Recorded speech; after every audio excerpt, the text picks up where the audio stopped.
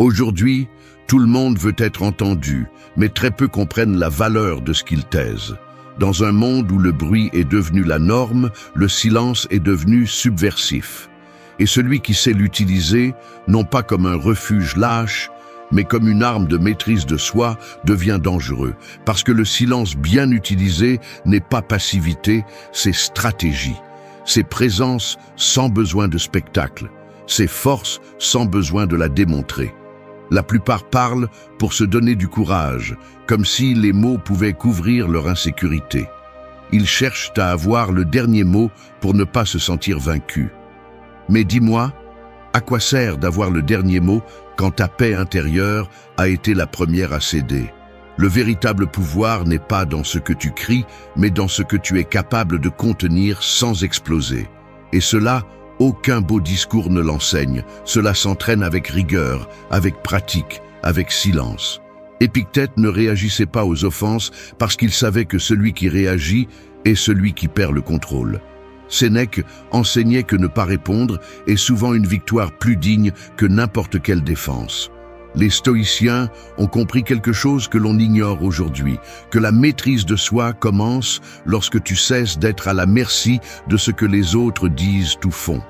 Cette vidéo n'est pas une invitation à te taire pour rien. C'est un appel à choisir quand parler et quand ne pas le faire, en toute conscience. À faire du silence un langage, un mur, une épée invisible. Ici, nous ne sommes pas venus pour adoucir les choses. Si tu réagis à tout, tu es faible. Si tout t'affecte, tu es exposé. Mais si tu apprends à fermer la bouche, à serrer les dents, à respirer profondément et à rester ferme, tu deviens immense à l'intérieur.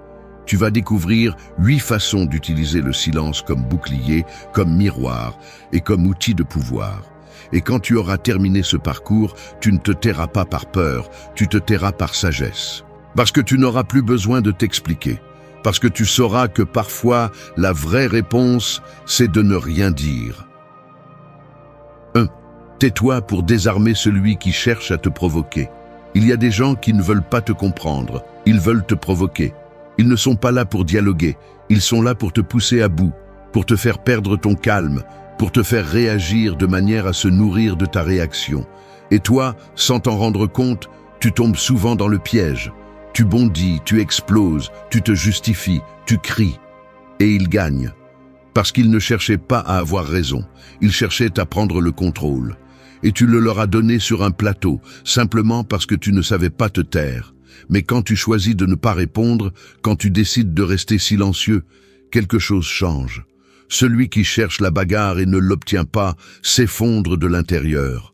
Parce que le provocateur se nourrit de ton énergie. Si tu ne lui donnes rien, il s'affaiblit. Le silence n'est pas une reddition, c'est une résistance. C'est le coup invisible qui désarme l'autre sans que tu aies à le toucher. Il n'y a pas de défense plus puissante que celle qui n'a pas besoin de hausser la voix. Épictète l'a dit clairement, il n'est pas en notre pouvoir de contrôler ce que font les autres, mais bien la façon dont nous réagissons. Et cela change tout. Le silence n'est pas de la lâcheté, c'est une stratégie. C'est regarder dans les yeux celui qui te défie, sans céder 1 centimètre de ton centre. C'est refuser de jouer le jeu de l'autre. C'est avoir assez de maîtrise pour ne pas prêter ta paix au premier idiot qui veut la perturber. Au fond, la provocation est un piège émotionnel. C'est un test que peu réussissent, parce qu'il n'y a rien de plus difficile que de contrôler ce qui brûle en toi quand tu sens qu'on te manque de respect. Mais c'est là que se mesure ta véritable force. Non pas dans combien de cris tu sais lancer, mais dans combien de fois tu es capable de respirer profondément et de ne pas dire un seul mot. Et il ne s'agit pas de tenir par orgueil, il s'agit de choisir la liberté. Parce que lorsque tu te laisses entraîner dans chaque dispute, lorsque tu as besoin de répondre à tout, tu deviens esclave de ton environnement. Tu es à la merci de ce que disent les autres, de ce que font les autres. Mais quand tu apprends à te taire, à observer sans réagir, à garder ton intégrité même si on te provoque, quelque chose en toi devient inébranlable. Et cela impose plus que n'importe quelle menace. Te rends-tu compte de ce que génère le silence au milieu du conflit? Il confond, il met mal à l'aise, il désarme. Personne ne s'attend à ce que tu ne répondes pas. Et quand tu le fais, quand tu choisis de garder ton regard ferme et tes lèvres scellées, le pouvoir s'inverse. Tu cesses d'être la proie. Tu prends le contrôle et l'autre le sait. C'est pourquoi le silence ne parle pas seulement. Il crie des vérités qu'un mot ne pourrait jamais soutenir. Alors, la prochaine fois que quelqu'un cherchera à te perturber, ne rentre pas dans son jeu. N'explique pas ce qui n'a pas besoin d'explication. Ne défends pas ce qui est clair pour toi. Regarde-le simplement. Respire et tais-toi. Qu'ils restent avec leur propre bruit, qu'ils se noient dans leur propre vide. Pendant ce temps, toi, en silence, tu conserves ce que tu as de plus précieux, ton pouvoir. Parce que celui qui se tait par sagesse devient un mur, et celui qui essaie de le renverser avec des cris finit simplement épuisé. Le silence n'est pas la fin du dialogue, c'est le début de la maîtrise. 2. Fais en sorte que ta présence parle plus que tes mots. Un mur solide n'a pas besoin de crier pour prouver qu'il est fort. Il est juste là, immobile, solide, inébranlable. C'est ainsi que fonctionne également la présence d'une personne qui se connaît, qui n'a pas besoin de se parer de mots pour se faire remarquer. Alors que d'autres désespèrent pour attirer l'attention, tu peux t'imposer sans élever la voix, sans expliquer qui tu es, sans demander la permission. Parce que lorsque le pouvoir est interne, le corps communique tout, sans bruit, sans effort, sans nécessité. Beaucoup pensent qu'ils doivent parler pour gagner le respect. Que s'ils ne remplissent pas l'espace avec des commentaires, s'ils ne plaisantent pas, s'ils ne prouvent pas qu'ils savent ou qu'ils ont raison, alors les autres ne les verront pas. Mais c'est précisément cet élan qui les trahit. Celui qui révèle leur anxiété à se valider, leur vide. Parce que celui qui a besoin de prouver quelque chose a déjà perdu. Il ne s'agit pas de rester silencieux pour paraître intéressant. Il s'agit de maintenir ta présence sans besoin d'ornement, d'entrer dans un lieu sans forcer ton énergie, de rester droit, de respirer calmement, d'observer intelligemment, et surtout de ne pas réagir à ce qui ne mérite pas de réponse. Parce qu'au fond, la véritable autorité ne s'impose pas en parlant, elle se ressent en étant. Épictète enseignait que la maîtrise de l'âme se reflète dans la maîtrise du corps. La contenance n'est pas un détail superficiel, c'est une déclaration. Ta posture, ton regard, ta façon de bouger, tout cela parle. Et souvent cela parle plus fort que n'importe quel mot. Si tu te tiens fermement, si tu habites le moment avec sérénité, les autres le perçoivent. Il n'est pas nécessaire de dire qui tu es, on le devine. As-tu remarqué comment les personnes qui ont le plus d'impact sont celles qui font le moins d'efforts? Ce ne sont pas celles qui interrompent, ni celles qui cherchent à briller. Ce sont celles qui se déplacent avec intention, celles qui écoutent attentivement, celles qui savent être sans envahir. Parce que le silence bien porté n'est pas une absence, c'est une présence consciente. Et cela se ressent. Lorsque tu réussis à être présent sans dépendre du langage, tu commences à devenir quelqu'un de mémorable. Non pas parce que tu es bruyant, mais parce que tu es clair. Non pas parce que tu es visible, mais parce que tu es réel. Ton énergie commence à occuper de l'espace sans le demander. Et cela, dans un monde d'apparence, a un poids que personne ne peut ignorer. Il ne s'agit pas de devenir froid ou inaccessible. Il s'agit de ne pas te gaspiller, de ne pas donner ton énergie à chaque conversation sans sens, de ne pas te perdre dans le besoin constant d'impressionner. Il s'agit de savoir quand parler et quand il suffit d'être là. Parce que lorsque ton silence est ferme, lorsque ton corps n'est pas anxieux, lorsque ton regard est clair et déterminé, tu n'as plus besoin de convaincre personne, parce que tu es déjà convaincu. Alors, la prochaine fois que tu entreras dans un espace, ne pense pas à ce que tu vas dire. Pense à comment tu vas être, à quel point tu es aligné avec toi-même, parce que lorsque cela est en ordre, tout le reste se met en place tout seul. Et alors, tu ne parleras pas pour être entendu. Tu seras tellement présent que même en silence, tout le monde écoutera. 3. Élève ton niveau en gardant le silence face à ce qui est banal. Tout ne mérite pas ton attention. Tout ne mérite pas une réponse, tout ne mérite pas d'énergie. Et quand tu comprends enfin cela, tu arrêtes de perdre du temps à t'expliquer face à l'absurde, à te défendre contre le vide ou à participer à des conversations qui ne nourrissent rien. Garder le silence face à ce qui est banal n'est pas de l'arrogance, c'est de la clarté. C'est savoir qu'il y a des batailles qui ne méritent même pas de commencer. C'est avoir la maturité de choisir le silence comme filtre, comme protection, comme frontière invisible entre toi et ce que tu as déjà surmonté. Chaque fois que tu réponds à ce qui est trivial, tu te rabaisses. Tu te traînes à un niveau qui ne te correspond pas. Et le pire, tu te remplis de la même médiocrité que tu croyais combattre. Car dans ce monde, les commentaires vides, les critiques déguisées en inquiétude, les opinions que personne n'a demandées mais que tout le monde lance comme des flèches, abondent. Et toi, que fais-tu? Tu t'énerves? Tu réponds? Tu te justifies? Chaque mot que tu donnes à ce qui est banal, c'est de la valeur que tu retires à l'essentiel. La grandeur se reconnaît à sa capacité à se contenir. Celui qui sait qui il est ne discute pas avec celui qui ne le mérite pas. Il ne s'engage pas dans des débats absurdes. Il ne se salit pas dans les flaques d'eau des autres. Celui qui a élevé son niveau sait que tout ce qui est dit ne vaut pas la peine d'être écouté, et encore moins répondu. Sénèque disait que c'est un signe de sagesse de garder le silence là où les autres crient. Et il avait raison. Ne pas répondre à ce qui est insignifiant, c'est clairement indiquer que tout n'a pas le même poids. Regarde autour de toi. Combien de fois les gens se mêlent de petits drames, s'énervent pour ce que quelqu'un a dit, pour ce que quelqu'un a insinué, pour un regard, un geste, un commentaire sans importance. Ils s'épuisent émotionnellement pour des choses qui, à la fin de la journée, ne changent rien de valeur réelle dans leur vie. Et toi, tu décides si tu te joins à ce jeu ou si tu t'élèves au-dessus de lui. Non pas pour croire que tu es meilleur, mais pour ne plus te noyer dans la même chose. Quand tu choisis le silence face à ce qui est banal, tu entraînes ton esprit à ne pas réagir par impulsion. Tu t'apprends à toi-même que tu peux avoir des émotions sans qu'elles ne t'entraînent.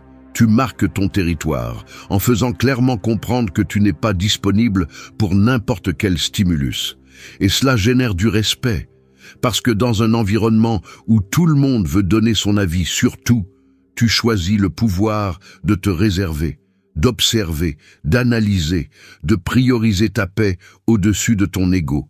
Tu veux grandir? Alors ne te bats pas pour des miettes, ne t'épuise pas dans des dialogues sans profondeur, ne rabaisse pas ta sagesse à celui qui cherche seulement de l'attention. Élève ton niveau en fermant la bouche quand tout le monde se dispute le tour de parole. Garde ton énergie, ta paix, ton focus. Et tu verras comment ton silence commence à peser plus que les mots des autres. Parce qu'à la fin, le bruit est oublié. Mais celui qui est resté ferme, en silence, sans se rabaisser, celui-là est rappelé. Celui-là impose. Celui-là inspire. Tu décides si tu réagis comme tout le monde, ou si tu deviens celui qui garde le silence, non pas parce qu'il n'a rien à dire, mais parce qu'il sait que tout ne mérite pas d'être dit. Et crois-moi, celui qui apprend à se taire face à ce qui est banal, apprend aussi à s'écouter lui-même avec plus de force. Parce que dans ce silence, il y a de la croissance. Dans ce silence, il y a du respect. Dans ce silence, il y a du pouvoir. 4. Laisse ton regard et ta posture définir des limites. Ton corps parle avant tes mots. Même quand tu décides de te taire, tu dis quelque chose. Ta posture, ton regard, la façon dont tu occupes ton espace, tout cela communique si tu as du contrôle ou si tu es sur la défensive, si tu es quelqu'un qui se respecte ou quelqu'un qui a l'habitude de céder.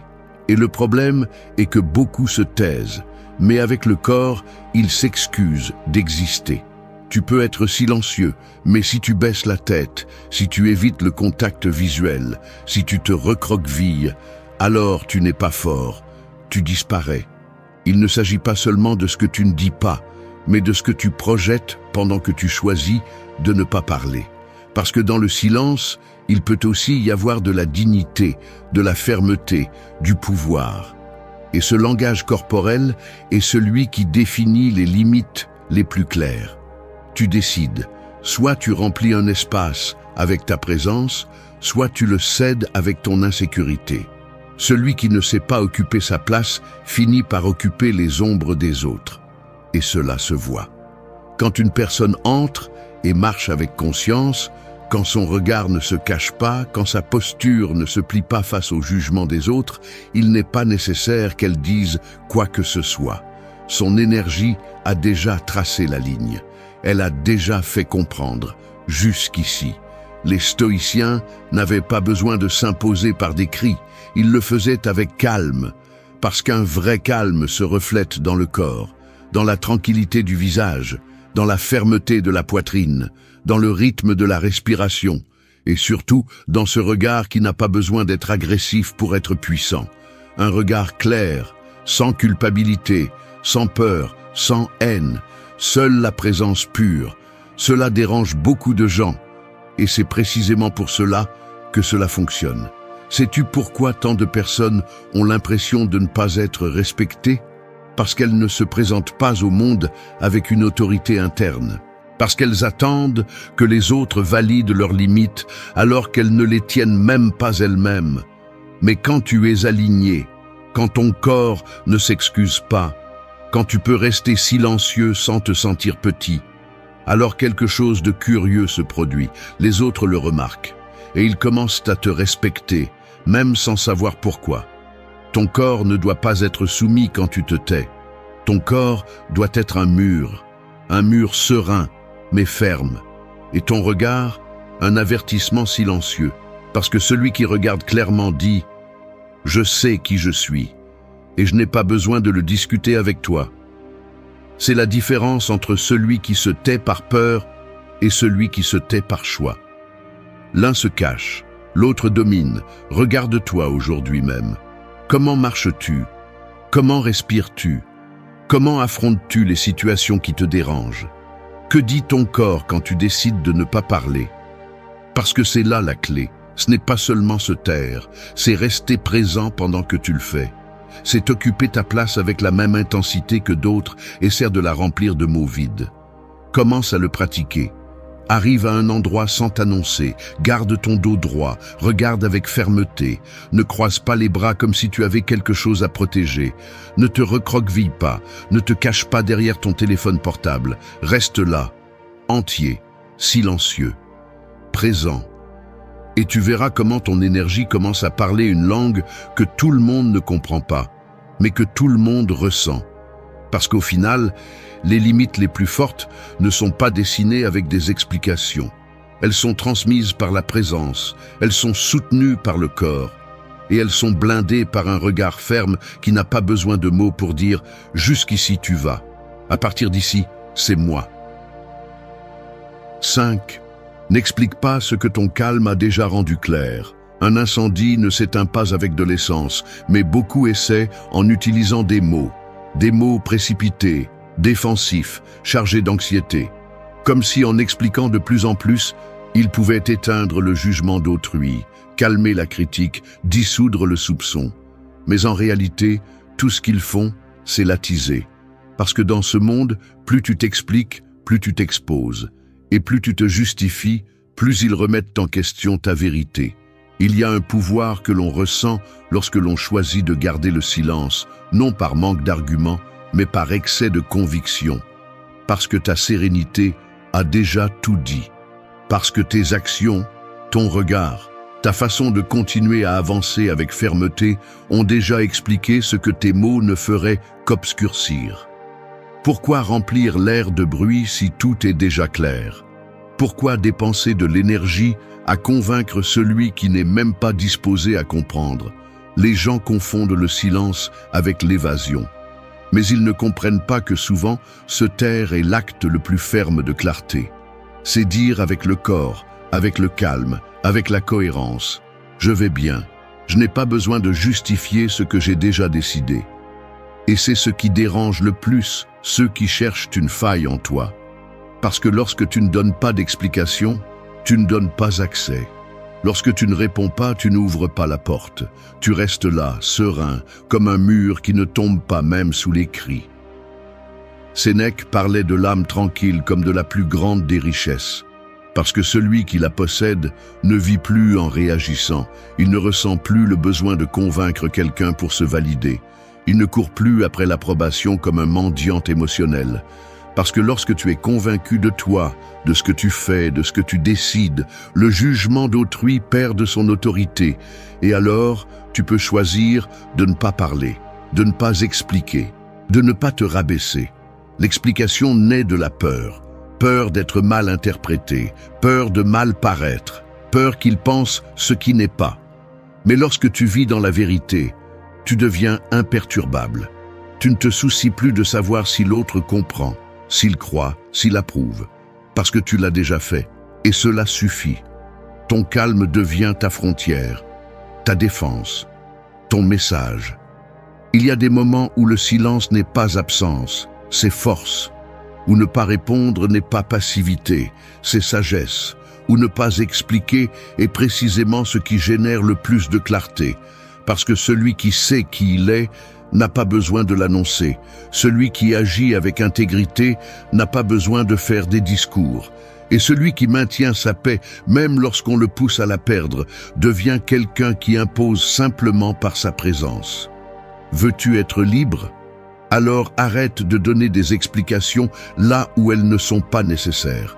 N'explique pas tes limites, applique-les. Ne justifie pas tes décisions, vis-les. Ne réponds pas aux doutes d'autrui, affirme ta certitude interne. Et tu verras comment le silence commence à travailler pour toi. Parce que lorsque ton calme est ferme, celui qui t'observe comprend. Celui qui ne le fait pas, qu'il continue à crier, qu'il continue à demander des raisons. Tu n'es pas ici pour convaincre, tu es ici pour vivre avec un but, avec une direction, avec une force interne. N'éteins pas le feu avec des mots, laisse-le s'éteindre seul pendant que tu marches, sans regarder en arrière, en calme, en silence, avec la sécurité de celui qui n'a plus rien à prouver, parce que ta paix a déjà tout dit. 6. Respire et maîtrisez votre esprit avant de répondre. Un cheval emballé ne va pas loin, il s'épuise et s'écrase. C'est ainsi que fonctionne également votre esprit lorsque vous ne savez pas l'arrêter avant d'agir.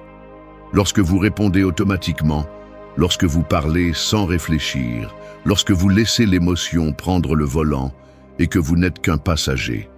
C'est pourquoi tant de gens ruinent des relations, brûlent des opportunités ou regrettent ce qu'ils ont dit.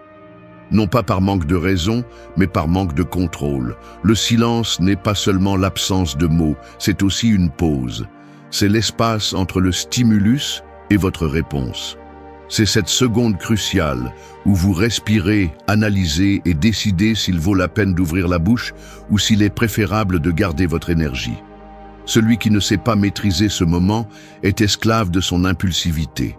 Mais celui qui respire avant de parler devient maître de lui-même. Combien de fois vous ont-ils provoqué juste pour vous faire tomber? Un mot déplacé, un geste, une moquerie déguisée en blague. Et vous, sans vous en rendre compte, vous entrez dans le jeu. Vous sautez, vous réagissez, vous vous accrochez. Et ensuite, lorsque la chaleur retombe, vous comprenez, vous êtes tombé. Vous avez encore répondu depuis l'estomac, pas depuis la tête. Et encore une fois, vous avez perdu le contrôle. Respirer n'est pas seulement une fonction biologique, c'est un outil stoïcien. Épictète enseignait qu'entre ce qui se passe et notre réaction, il y a un espace. Et dans cet espace se trouve notre liberté. Celui qui ne l'utilise pas réagit comme une bête. Celui qui le maîtrise agit comme un sage.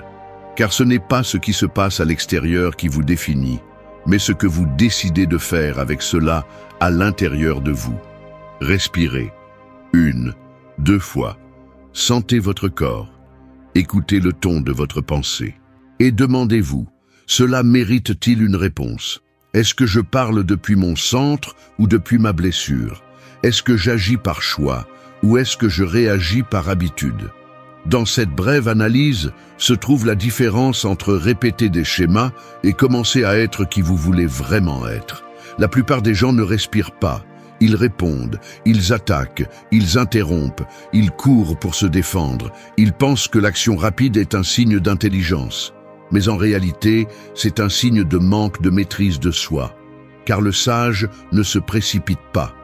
Le sage observe, mesure, attend. Et quand il répond, il le fait avec intention, pas avec impulsion. Vous voulez être respecté? Maîtrisez cet espace entre ce que vous ressentez et ce que vous faites. Ne laissez pas la première pensée qui vient à votre esprit être celle qui sort de votre bouche.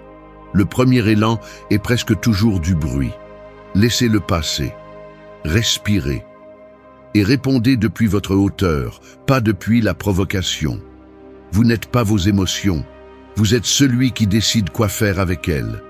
Et si vous n'apprenez pas à faire une pause, à vous retenir, à réfléchir avant de lâcher des mots, vous continuerez à répéter les mêmes erreurs encore et encore.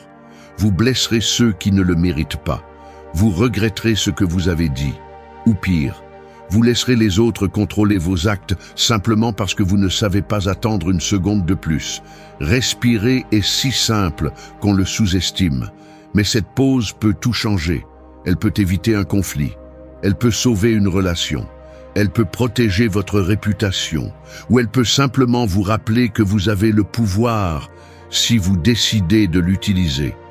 Alors la prochaine fois que quelque chose vous enflamme, que vous ressentez la chaleur dans votre poitrine, que votre langue veut prendre les devants, faites le plus courageux, restez immobile, fermez la bouche, inspirez profondément, et ne faites rien jusqu'à ce que vous soyez à nouveau avec vous-même. Car ce n'est qu'à partir de là, de ce calme construit avec intention, que vous pourrez répondre en étant vraiment vous, et non pas qui l'impulsion veut que vous soyez. 7. Fais du silence ta première arme de contrôle. Une épée qui est dégainée au premier bruit n'impressionne pas, elle s'use. Il en va de même pour la parole. Si tu parles par impulsion, si tu réponds à chaque provocation, si tu réagis à tout ce qui se passe autour de toi, tu deviens prévisible, manipulable et faible. En revanche, lorsque tu maîtrises le silence comme ta première réponse, tu désarmes n'importe qui. Non pas avec violence, mais avec une puissance intérieure. Non pas avec supériorité, mais avec contrôle. Le silence est ton premier bouclier, ton premier mouvement défensif et offensif.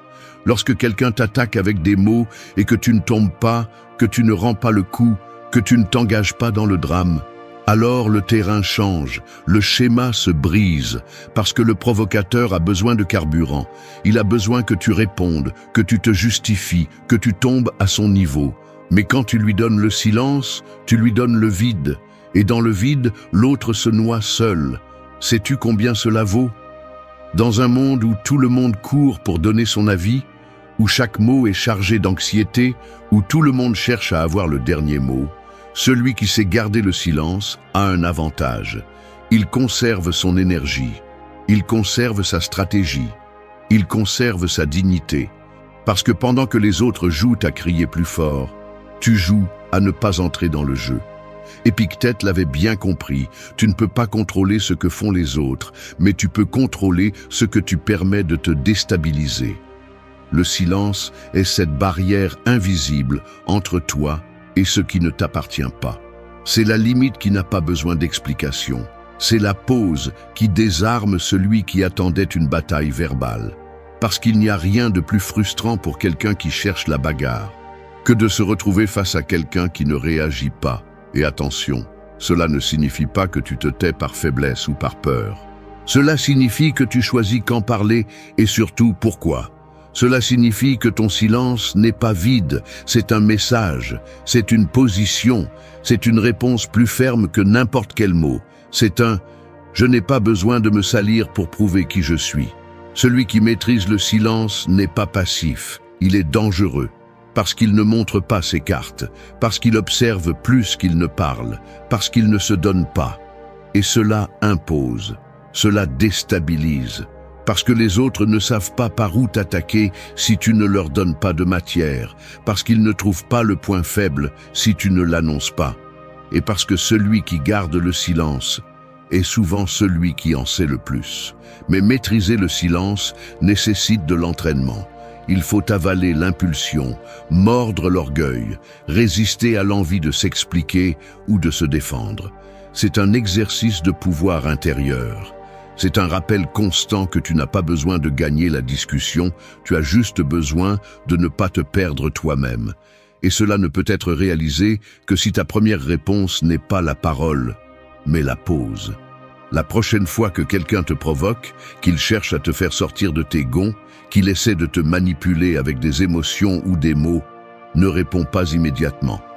Respire, observe, garde le silence. Laisse ta présence parler.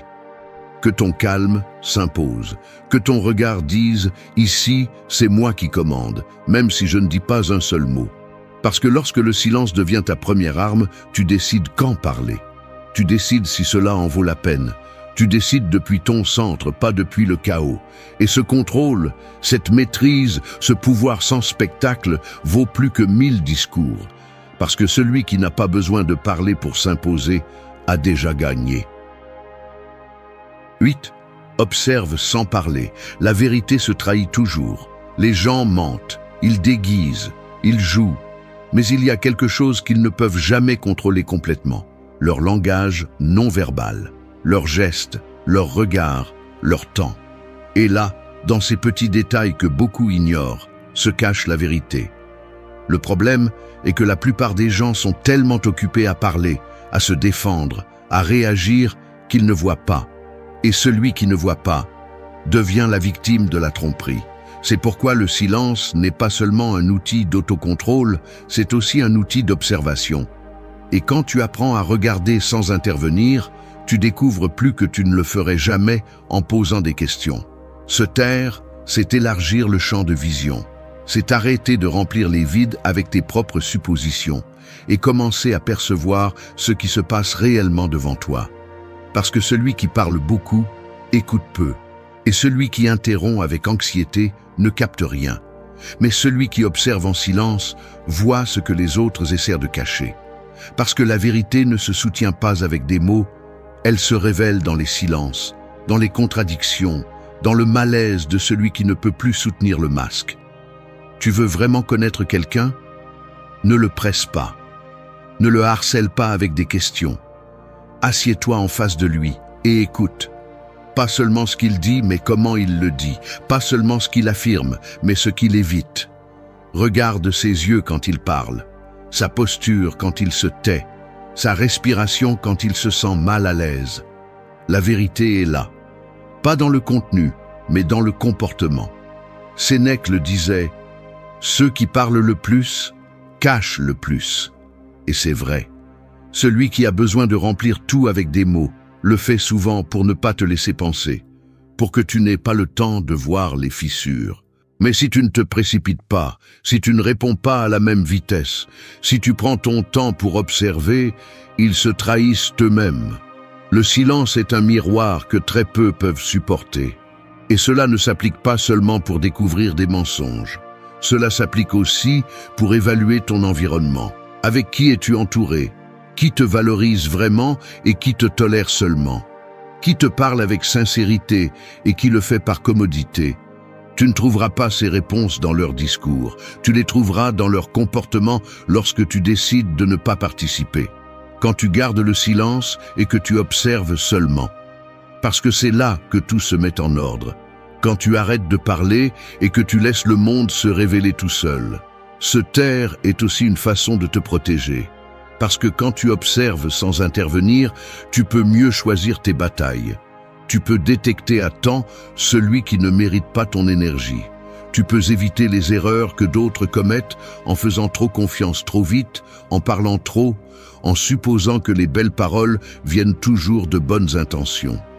Mais pour cela, tu as besoin d'entraîner ton esprit, apprendre à être sans besoin de répondre, développer la patience, contrôler ton envie de participer. Parce que le véritable observateur ne juge pas vite, il ne réagit pas immédiatement. Il s'assoit, il écoute, il regarde et il attend. Parce qu'il sait que la vérité, tôt ou tard, tombe toujours d'elle-même. Et quand elle le fait, il est déjà prêt. Le silence te donne un avantage brutal. Il te met un pas en avant. Il te transforme en le seul qui voit ce que les autres ignorent. Non pas parce que tu es plus intelligent, mais parce que tu es plus présent. Parce que tu ne parles pas trop. Parce que tu ne veux pas imposer une idée avant de comprendre la réalité. Alors fais de l'observation silencieuse ton outil le plus puissant. Parce que quand tu n'interromps pas, la vie te parle. Les gens se trahissent, le temps révèle, et toi, calmement, tu vois tout. Et celui qui voit, choisit. Et celui qui choisit depuis le silence ne se trompe jamais. Merci d'être resté jusqu'à la fin de la vidéo. Si vous avez tout vu, commentez « Je suis stoïcien » comme notre signe secret, indiquant que vous êtes un véritable apprenant du stoïcisme. N'oubliez pas de vous abonner et de liker la vidéo si elle vous a plu. Rendez-vous dans la prochaine vidéo et rappelez-vous, continuez à cultiver votre esprit stoïque.